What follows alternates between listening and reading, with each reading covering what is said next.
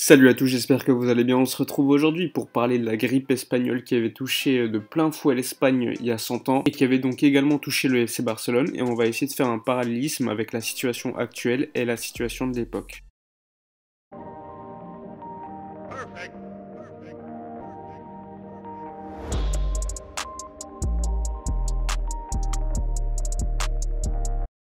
En préambule, je vais vous expliquer ce qu'est la grippe espagnole. Donc tout simplement, elle a eu lieu en 1918 alors qu'on était bientôt à la fin de la Première Guerre mondiale. On l'a appelée grippe espagnole alors qu'elle avait touché le monde entier. Et si on l'a appelée comme ça, c'est parce que l'Espagne, c'était le seul pays à l'époque qui avait communiqué officiellement le nombre de personnes touchées. Là encore, c'est pas une grippe comme les autres, hein. Rendez-vous compte, elle a tué 20 à 50 millions de personnes selon l'Institut Pasteur, et il y a d'autres études qui parlent de quasiment 100 millions de personnes. Donc il faut se remettre dans le contexte de l'époque, hein. Il n'y avait pas 7 milliards de personnes sur la Terre. Autant de morts, ça représentait quasiment 4% de la population mondiale. Il faut dire que tous les pays étaient dépassés, hein, surtout après 4 ans d'efforts de guerre avec les médecins toujours en train de soigner les blessés de guerre en priorité, sans compter que les mouvements de population, les réfugiés, les retours de prisonniers de guerre, ça favorisait la circulation du virus. Ce qu'il faut savoir, c'est que toutes les pandémies, elles sont classées de 1 à 5, et plus le chiffre est élevé, plus la pandémie est grave. Sachellement, et la grippe espagnole avait atteint l'indice de 5, donc l'indice le plus grave. Du coup, sans surprise, la grippe espagnole a touché de plein fouet toute l'Espagne, et notamment le FC Barcelone. C'est d'ailleurs ce qu'on va voir maintenant. En octobre 1918, le 15e championnat catalan était annoncé, alors que de nombreux événements avaient été annulés dans toute l'Espagne, puisqu'il y avait eu déjà pas mal de morts de la grippe.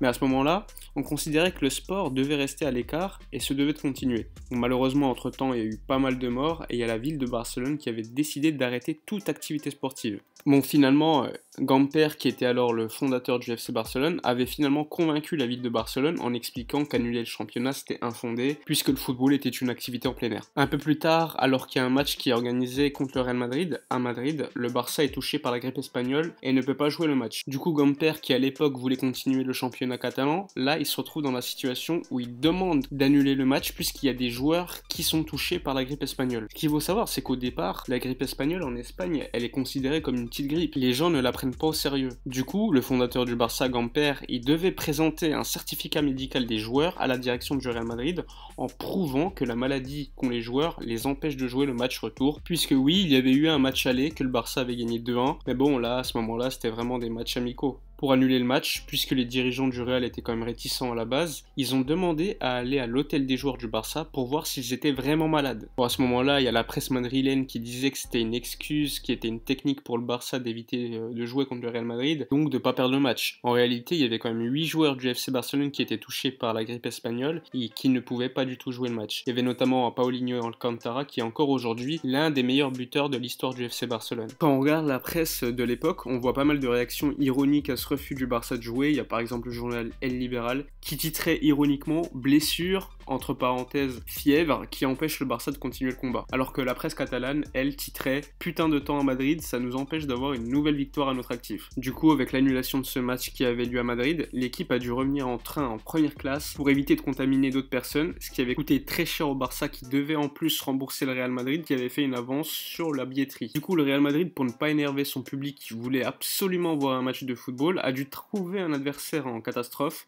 vu que le Barça était indisponible. C'est ce qu'ils ont réussi à faire puisqu'ils ont joué contre le Racing, victoire 6-2, avec notamment un triplé de Santiago Bernabéu, qui est par la suite devenu l'illustre président du club. Enfin bref, c'est la fin de la vidéo. Je voulais revenir sur une époque assez lointaine qui a connu quand même la même chose qu'aujourd'hui. Une pandémie tout d'abord pas très prise au sérieux qui a tué des millions de personnes. Bon, aujourd'hui, millions de personnes, mais ça reste quand même une pandémie qu'on n'a pas encore réussi à contrôler en Europe. Toutes les compétitions sportives se sont arrêtées jusqu'à nouvel ordre, donc des fédérations veulent évidemment que le football reprenne ses droits début du mois de mai, mais bon, ça reste quand même tellement improbable au vu de la situation actuelle dans certains pays. Javier Tebas a annoncé que la Liga devait reprendre avant le 13 mai 2020, sinon les équipes espagnoles devraient jouer toutes les 48 heures jusqu'à la fin de la saison, donc c'est-à-dire le 30 juin, ce qui est quand même assez surréaliste en ces temps de crise sanitaire mondiale. En Italie, il y a le Napoli qui a annoncé reprendre l'entraînement le 25 mars, la fédération veut reprendre fin avril alors que c'est le pays européen le plus sévèrement touché pour l'instant, et que rien ne garantit que la situation s'améliorera à court terme, et surtout que les joueurs veuillent revenir jouer au football. Enfin bref, tout ça montre encore une gestion catastrophique des institutions du football qui privilégie l'argent plutôt que la santé de la population. Bon, c'est la fin de la vidéo. La vidéo n'était pas super longue, mais je voulais revenir sur la situation actuelle en faisant un parallélisme avec la situation d'il y a un peu plus de 100 ans, même si le football et le contexte mondial étaient complètement différents, puisqu'à l'époque, il y avait quand même la Première Guerre mondiale qui allait s'achever. Bref, n'oubliez pas de liker, de partager la vidéo et de vous abonner à la chaîne comme d'habitude. Nous, on se dit à bientôt pour une prochaine vidéo, et d'ici là, portez-vous bien.